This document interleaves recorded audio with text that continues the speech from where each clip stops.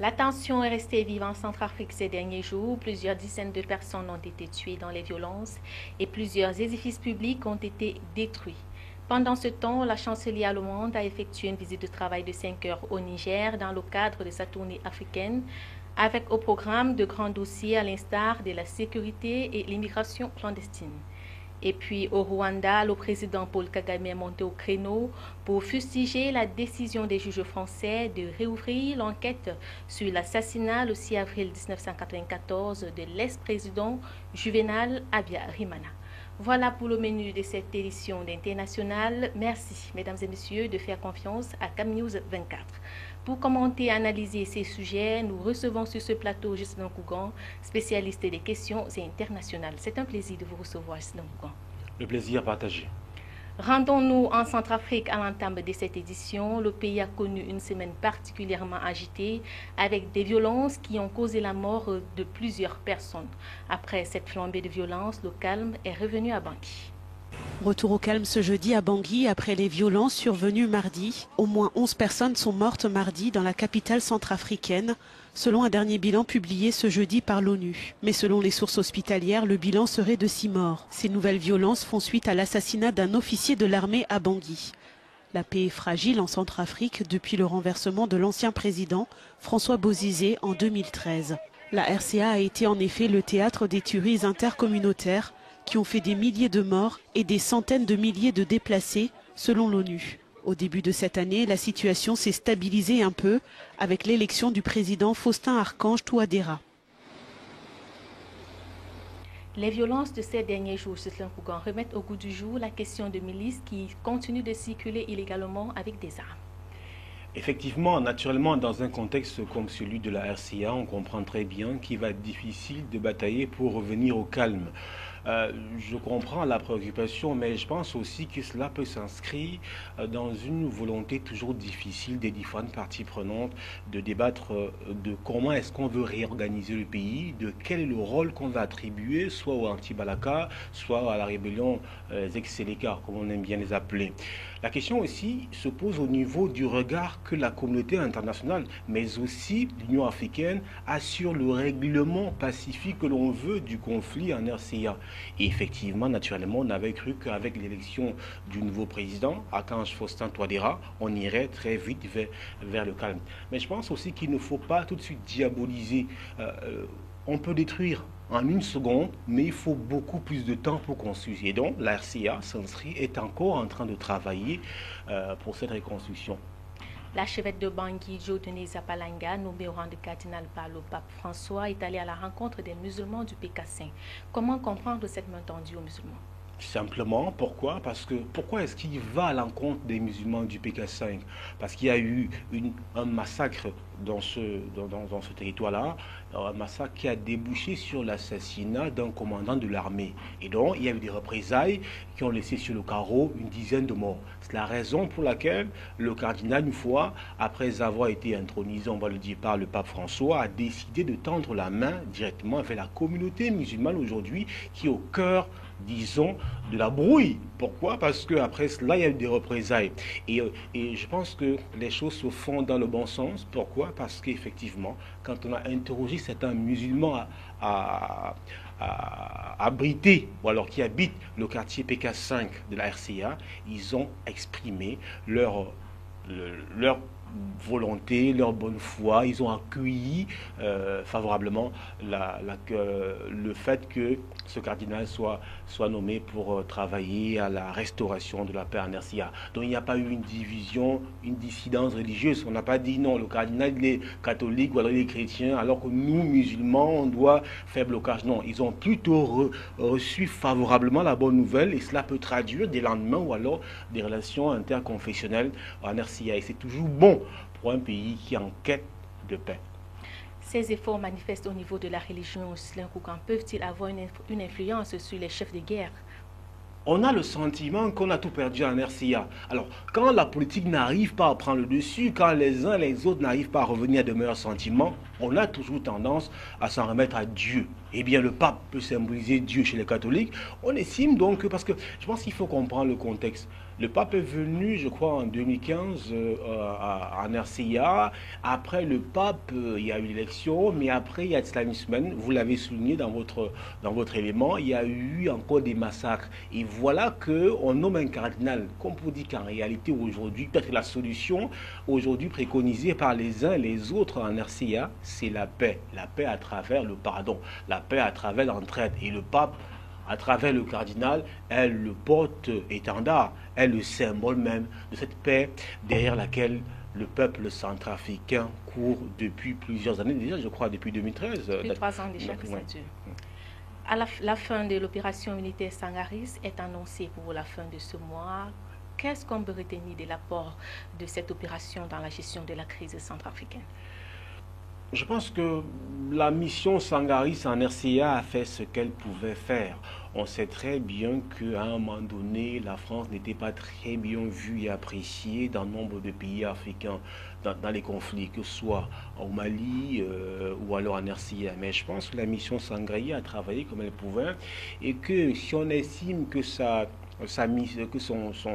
feuille de route tire à sa fin, c'est parce qu'on estime déjà qu'il y a un ensemble de choses qui ont été consolidées sur le plan institutionnel en RCA, de manière à ce que le pays puisse vivre par lui-même.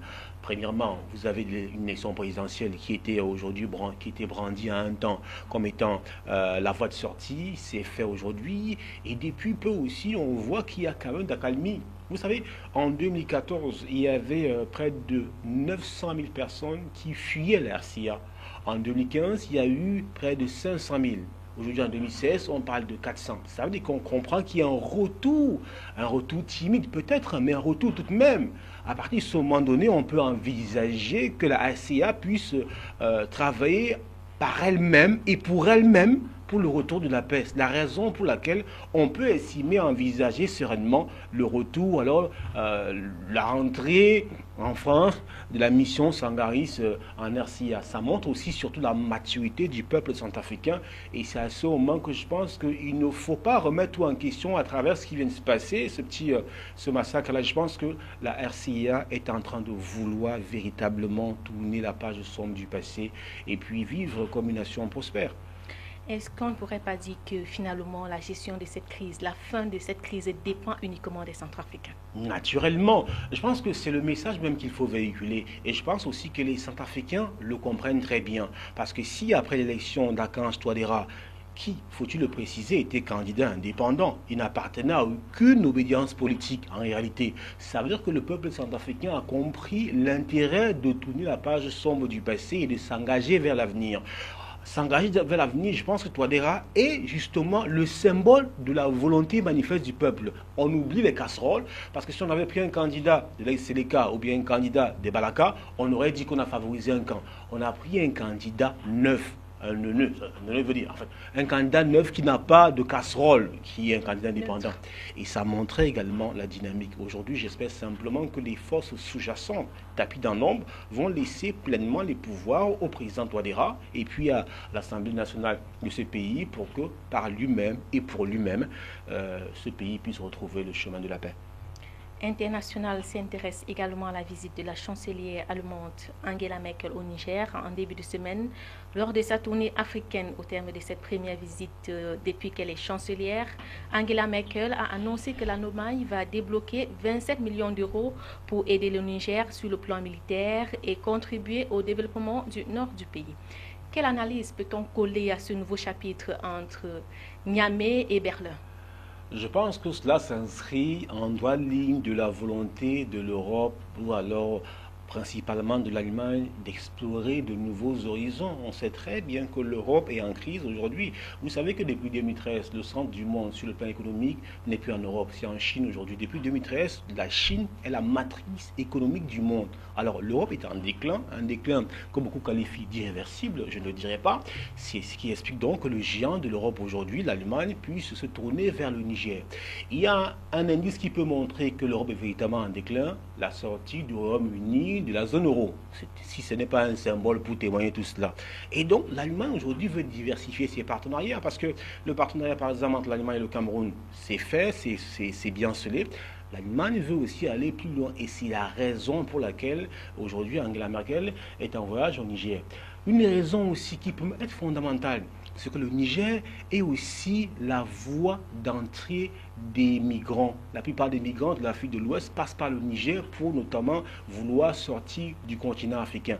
À partir de ce moment, le Niger devient une base d'arrière, devient comme une frontière pour notamment permettre à ces migrants de ne plus se déplacer pour aller en Allemagne, parce qu'on sait très bien qu'en décembre dernier, l'Allemagne a eu comme un effet boomerang de sa politique d'ouverture avec ses viols, ses actes ignobles orchestrés sur les Allemands en Allemagne par les migrants, pour la plupart, par ceux qui y viennent finalement. La question de l'immigration dont vous parliez tout à l'heure, Ghislain Rougan, comment concrétiser cette politique et retenir les migrants au niveau des pays de transit? On revient à la même question. Elle a demandé qu'il fallait qu'on crée des structures, qu'on crée des conditions pour empêcher les gens de partir.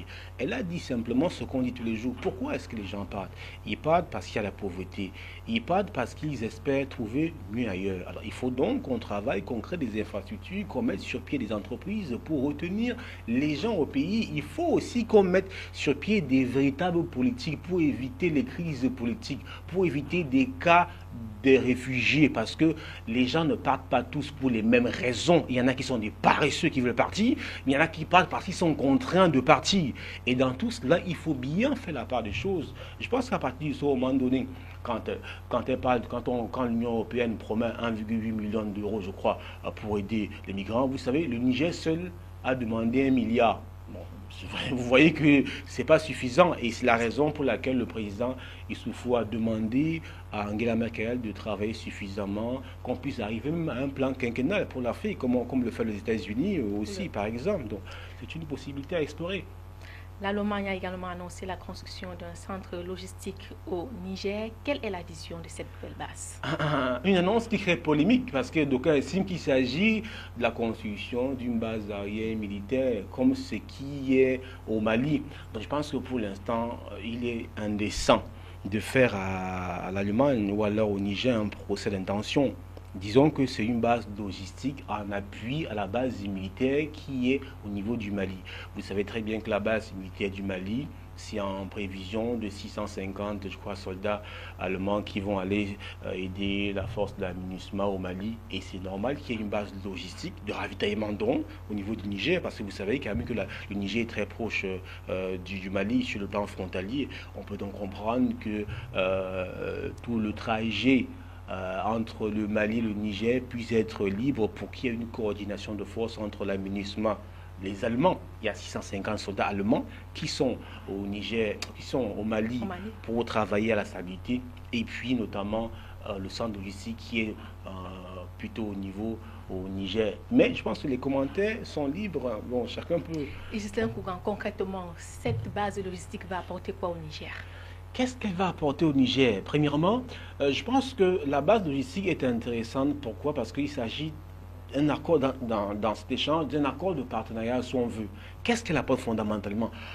Je pense qu'elle va travailler à la stabilité. Et si le Mali est stable, le Niger gagne aussi. Parce qu'on quitte le Mali, on passe par le Niger pour fuir. Alors, s'il y a une base logistique, ça veut dire qu'on peut suivre. Cette base-là peut suffisamment alimenter la base militaire qui est au Mali pour que le Mali puisse stabiliser le pays. Vous savez très bien que dans le nord du Mali, notamment, je crois, à Kidal, il y a des attaques perpétuelles. Au nord-ouest aussi, je crois, à Tombouctou, il y a des attaques. Pourquoi ces attaques? Parce que vous avez des Berbères, des Touaregs, des délinquants qui à chaque fois mettent à mal le pays. Et vous savez aussi que le nord du Mali est comme une sorte de no man's land où il est difficile pour le pouvoir d'y régner. Alors avec ces soldats allemands de la MINUSMA, ils vont travailler à stabiliser le pays. Une fois le Mali stabilisé, le Niger aussi n'aura pas à sa frontière un afflux finalement de Maliens qui voudront migrer pour aller à l'étranger. En plus des Nigériens eux-mêmes. Donc c'est en cela qu'il s'agit d'un partenariat, et le Niger gagne aussi que Angela Merkel entend développer l'éducation, un ensemble de choses qui peuvent... Parlant de l'éducation, Ghislain Rougan, on a vu Angela Merkel porter une attention particulière. Elle a visité certaines écoles. Est-ce qu'on peut entrevoir en cela des accords futurs, des signes d'un accord futur sur le plan de l'éducation entre l'Allemagne et le Niger? Effectivement, je pense que c'est la base de toute relation. On commence par l'éducation. Il faut éduquer les gens au civisme. Il faut éduquer les gens à la préservation des biens. Éduquer les gens à l'intérêt supérieur de l'État. Et ça passe par là aussi. Vous avez tous les pays qui font commerce, qui ont des relations avec l'Allemagne, un pays africain pour la plupart, il y a un important volet éducation. Vous voyez le Cameroun, par exemple, des bourses que l'État allemand attribue aux étudiants, ça se fait partout. Et je pense que c'est intéressant aujourd'hui que l'Allemagne veuille aujourd'hui aussi travailler avec le Niger, parce que ce sont des pays qui sont un peu en retrait, notamment sur le plan de l'éducation. Je prends un cas simple. Lorsque vous voyez la bataille pour la présidence de la Commission de l'Union africaine, il n'y a pas très souvent beaucoup de Nigériens, pas simplement à la Commission de l'Union africaine, beaucoup de postes intercontinus sur le continent africain. Vous avez des Camerounais, vous avez récemment des Tchadiens, il y a très peu de Nigériens. Alors c'est aussi une occasion de former des gens. Je ne dis pas qu'il n'y a pas d'élite au Niger, je dis simplement qu'on doit accentuer la formation des uns et des autres pour que le Niger puisse devenir un grand, un géant. Ghislain Kougan, pour sortir de ce sujet, quel est l'enjeu de cette tournée africaine pour la chancelière allemande? Elle s'est rendue au Mali, puis au Niger et puis en Éthiopie. Gagner de nouveaux marchés. Le monde, c'est le business. Le monde, c'est les intérêts. Il convient de comprendre le contexte politique. Angela Merkel est en perte de repères en Allemagne aujourd'hui. Ça, c'est une réalité. Maintenant, on sait très bien que puisque l'Europe est en train de s'essouffler, il faut un nouveau souffle. Et ce nouveau souffle se trouve où? Sur le continent africain. Il se trouve où? Pas sur des pays qui ont déjà des accords avec l'Allemagne, le Cameroun par exemple, non, mais sur de nouveaux pays, de nouveaux territoires. Bon, pour parler comme à la colonisation de nouveaux comptoirs, hein, en fait, il faut parler commerce. Donc, vous voyez, vous avez le Niger par exemple, et ce petit pays, justement, c'est un pays qui a, je crois, 4 millions, non, qui a 17 millions d'habitants, ce n'est pas un grand pays en tant que tel, mais qui a un grand espace sahélien, c'est-à-dire qu'il y a des terres inoccupées. C'est donc une raison pour l'Allemagne aujourd'hui de dire voilà un petit avec lequel je peux travailler en l'amenant d'abord, en lui donnant une aide sur le plan de l'éducation, mais surtout en l'aidant sur l'aspect ponctuel, qui est l'aspect sécuritaire. Parce que pour arriver à l'éducation, il faut la sécurité. Pour investir, il faut la sécurité. Et aujourd'hui, sur le continent africain, avec Boko Haram, avec les Chibab et autres, il y a point de sécurité nulle part.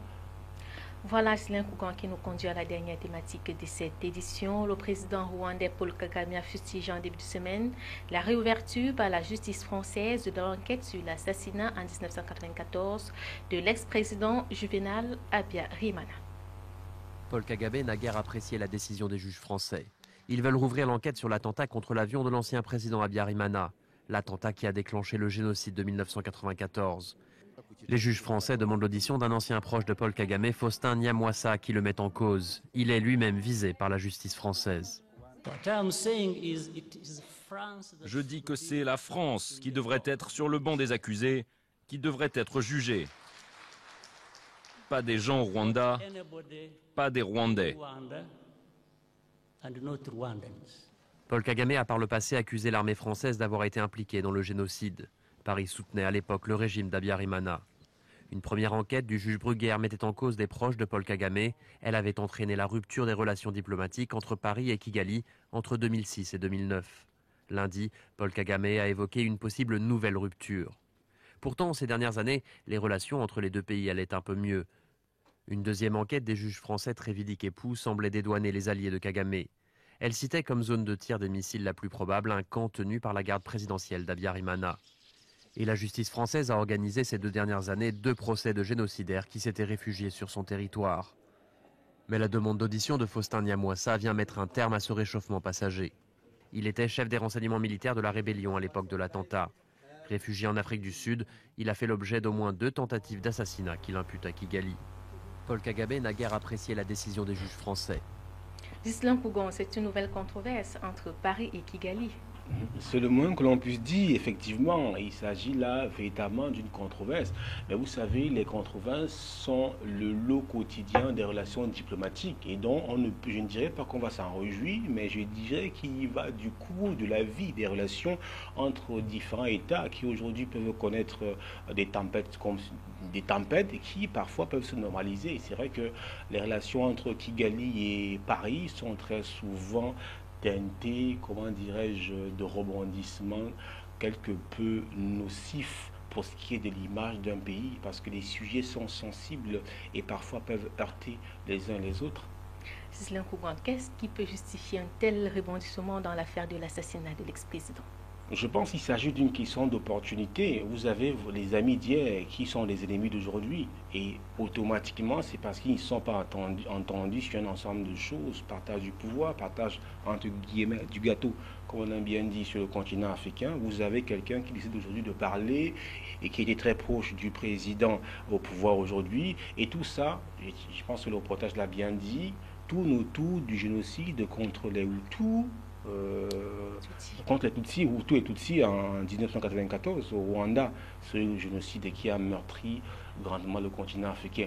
Même si j'aime bien à le préciser, le génocide rwandais n'est pas le plus grand meurtre, si on veut, la plus grosse catastrophe humaine commise sur le continent africain.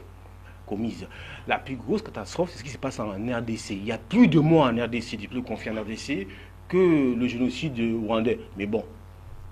Mais Ghislain Kougan, plus de 20 ans après les faits, Faustin Kaoumba, ancien chef d'état-major de l'armée rwandaise, découvre qu'il a des informations nouvelles à fournir. C'est assez curieux quand même. Pourquoi ne l'a-t-il pas fait avant?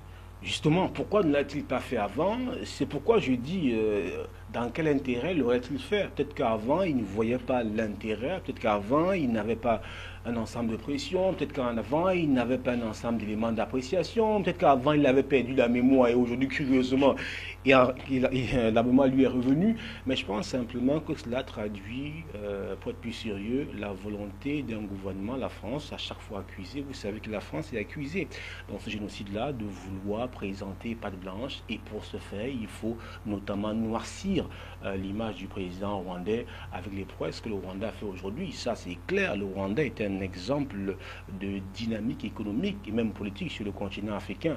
Vous allez évoquer le fait du pouvoir qui est monté, on modifie la Constitution. Je vous dirais que si on peut modifier la Constitution et puis préserver la paix dans un pays, moi je suis preneur, moi. Donc, je pense simplement qu'il s'agit d'un ping-pong. Pourquoi entre le pouvoir français et le président au pouvoir rwandais, lui qui est accusé d'avoir participé dans la mort, l'assassinat de l'ex-président rwandais Juvenal. Donc voilà tout simplement pourquoi aujourd'hui, et d'ailleurs vous voyez que les relations, je pense que cela veut nous faire comprendre que les relations entre les deux pays ont toujours été des relations d'hypocrisie. Parce que vous savez qu'entre 2006 et 2009, il y a eu des ruptures diplomatiques entre les deux pays. Et après 2009, il y a eu un semblant de reprise, un semblant de communication, un semblant de paix de bras entre Kigali et Paris. Aujourd'hui, on voit très bien que ce n'était rien du tout, qu'aujourd'hui, il s'agissait peut-être d'un repli tactique. Et voilà qu'on revient en force. D'aucuns voient en cela une volonté manifeste de déstabiliser le pouvoir de Kigali. Quel commentaire cela? Effectivement, c'est clair, c'est ce que perçoit le pouvoir, parce que vous savez très bien que le Rwanda n'est pas un pays d'obédience francophone, qu'on le veuille ou non, c'est un pays anglophone. Et j'ai le sentiment que la plupart des pays anglophones qui ont travaillé avec la France aujourd'hui n'en veulent plus. C'est-à-dire que la France est tout le temps accusée et la France n'arrive pas à sortir son épingle du jeu. La France est d'abord prise à partie par les pays d'obédience francophone. D'ailleurs, je vous convie à un livre intitulé La malédiction francophone, dans Savoir, qui montre clairement que les pays qui ont été colonisés par la France n'arrivent pas à se développer, alors que les pays colonisés par l'Angleterre et autres d'obédience anglophone sont plus loin. Vous n'avez qu'à regarder sur le continent africain, il n'y a pas de pays qui évoluent, c'est les pays d'obédience anglophone. On revient dans le débat. En réalité, c'est pour donc montrer que Kigali et Paris ne s'entendent pas. On sait très bien pourquoi. Et aujourd'hui, il s'agit de fragiliser le président rwandais, mais pas pour rien, pour que la France puisse se dédouaner, parce que, vous savez, récemment, il y a eu une déclassification de documents en France sur la mort, sur le génocide, et les deux parties se renvoient la balle, la responsabilité. Vous avez écouté la réponse du président rwandais qui estime que si quelqu'un doit se retrouver sur le banc des accusés, c'est la France là-bas qui estime que, qui pense que dans le témoignage de ce proche, de cet ancien proche, aujourd'hui ennemi du président Kagame, il y a lieu d'espérer que effectivement le président serait derrière ce massacre, ce génocide qui a emporté Juvenal. Et finalement, Ghislain Kougan, concrètement, Qu'est-ce que la France veut? L'enjeu pour la France, c'est quoi dans cette nouvelle sortie? Je pense que l'enjeu pour la France est double.